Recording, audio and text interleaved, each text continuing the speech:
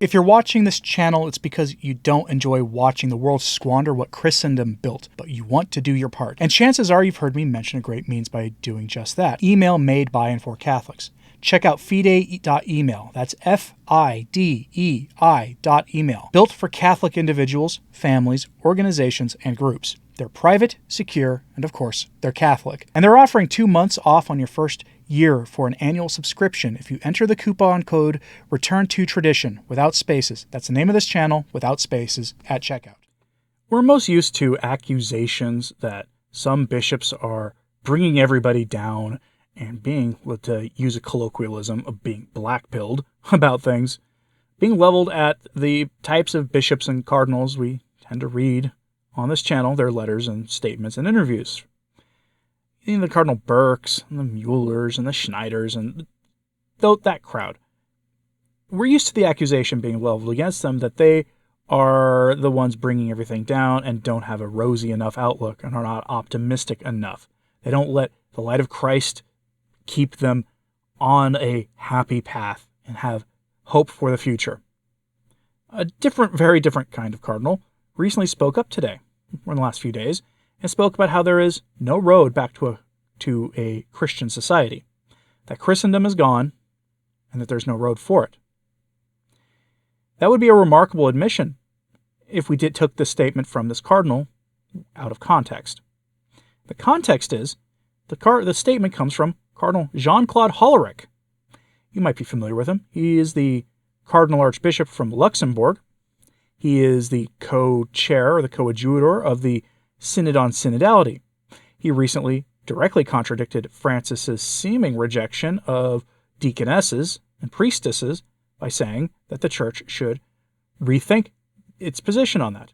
And I'll dive a little bit more detail into that in a future video, but he said that there's no road back to a Christian society.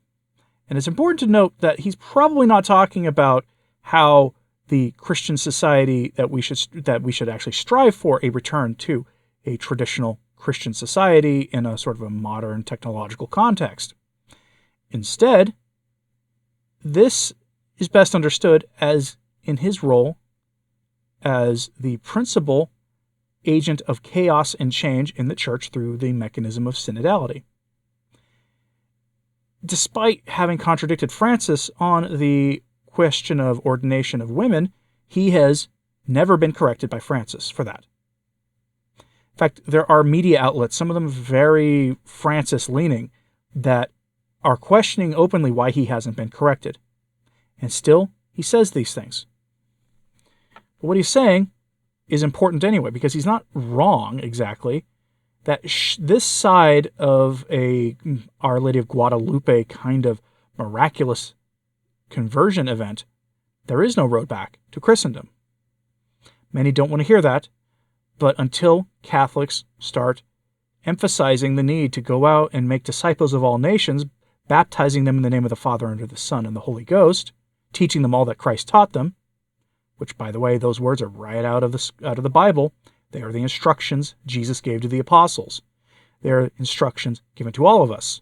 And until Catholics re-embrace that, until the Church re-embraces that, instead of speaking in vague terms about evangelization while engaging in ecumenical dialogue, there really is no road back to Christendom.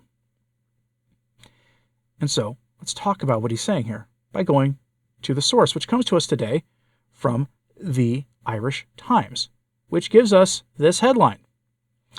Today, those who lead us no longer have a backbone, says top cardinal. That's true. They don't have a backbone.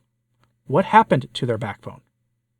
They aren't willing to stand up against the continued moral degradation of Western civilization. They are not willing to do that. Why? What is their reasoning? It's pretty straightforward. Many of them do not believe the faith. That's probably not what Cardinal Holler is talking about here. Let's give him his due. The article is very short. From the article, quote, "For papal advisor and Cardinal Jean-Claude Holler, there is no way back to a Christian Europe. Christians are increasingly becoming a minority in Europe today," said the Archbishop of Luxembourg in an interview with the newspaper La Croix in Rome. Politically, this has led to a lack of ideas. 80 years ago, the construction of Europe was an explicitly Christian project.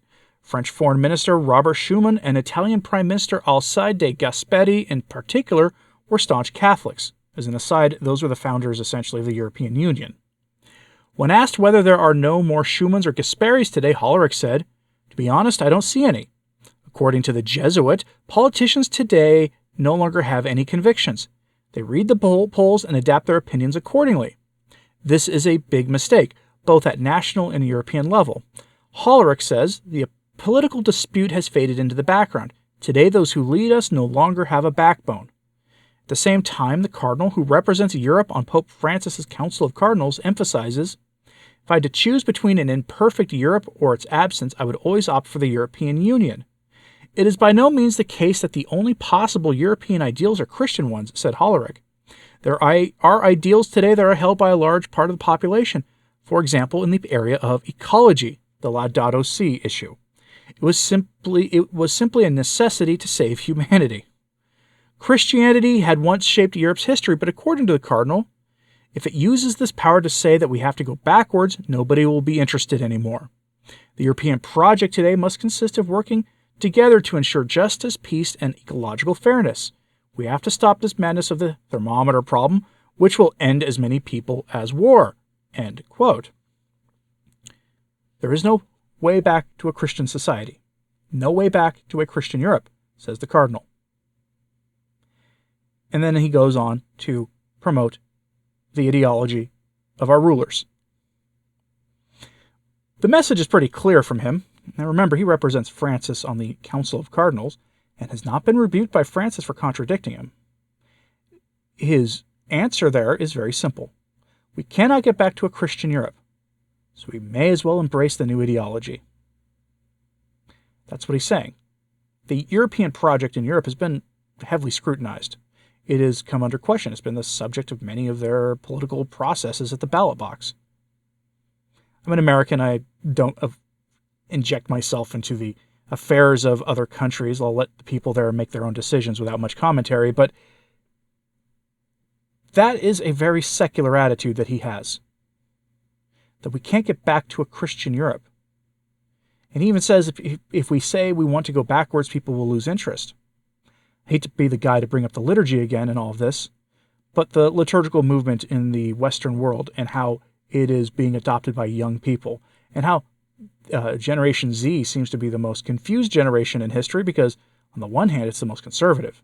On the other, it's the most progressive. It's evenly split that way. Looks like about half of Gen Z, if you made the case for going back to a better time, might be interested in that case. After all, they are the ones who seem to be showing the most interest now in attending the traditional liturgy. And they don't tend to have problematic secular views while attending the traditional liturgy, not most of them.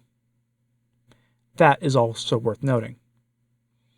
It makes me wonder, is Cardinal Hollerich's assessment of the state of the world, is that the result of his existing in the Bergoglian bubble, where he is surrounded at all times by men who think like Francis, or who at worst think that Francis doesn't go far enough? Is that where he gets his worldview from?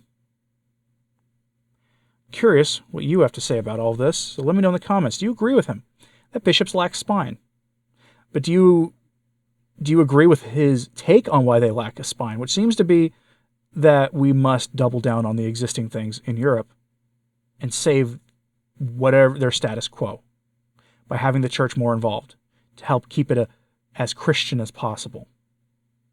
Do you agree with his assessment? Because that seems to be what it is. Do you agree, or do you think that he's wrong, that you can get back to a Christian Europe by going forth, making disciples of all nations, baptizing them in the name of the Father and the Son and the Holy Ghost, teaching them all Christ taught them? Do you believe that alternative? Let me know what you think about this in the comments, please. Hit like and subscribe if you haven't. It does help. So to sharing this on social media, that helps too. If you've ever thought about supporting the work of Return to Tradition, now is a great time to become a patron or a channel member by hitting the join button below or one of the options in the description box. It does help keep these daily messages coming. And I thank you for your support. And as always, pray for the church. I'm Anthony Stine. Ave Maria.